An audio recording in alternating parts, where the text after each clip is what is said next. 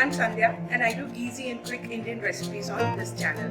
Do check out my channel, and if you like it, please do subscribe, like and share. So today's recipe is a vada made out of wheat flour or atta. The detailed ingredients list is available in the description box below. Please do check it out. Let's have a look at the ingredients required. I've got wheat flour in here or atta, some finely chopped onions, finely chopped curry leaves, finely chopped ginger, finely chopped green chilies and finely chopped coriander, a pinch of asafoetida. In here I've got some peppercorns, salt to taste and some crushed peanuts. We'll also need some oil to fry the vadas in. So let's start making the vada. So to make the vada into the wheat flour, we'll add in the chopped ingredients, that's green chili, ginger, curry leaves and coriander, along with some onion.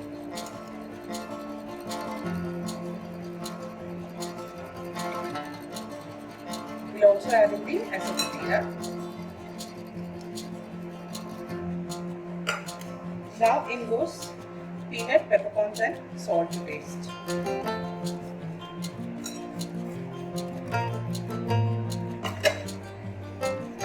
Let's mix everything together.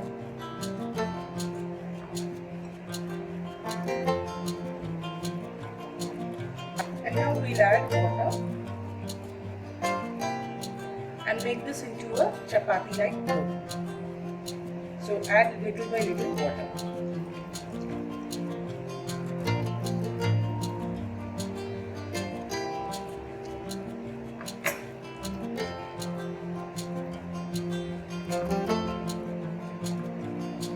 So I've made this into a dough which is a little sticky.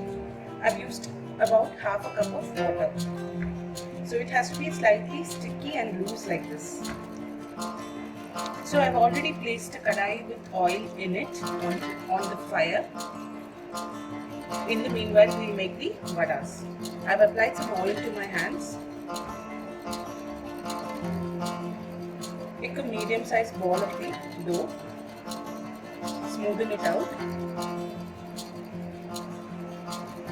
Slightly flatten it and make a hole in the center like you would in a medu vada. Like that. It's one vada ready. Let's make the rest of them in the same way. So I've got all the vadas shaped and ready. Now let's fry them in hot oil. So the oil is nice and hot. Let's drop in the vada one by one. Make sure the flame is on medium. We cook them till they are golden brown. Keep flipping it until it's cooked through.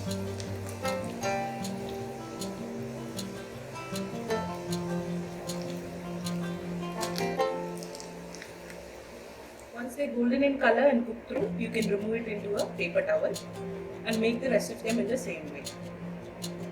So the vadas are ready. It's pretty simple to make. Serve this with some chutney or ketchup.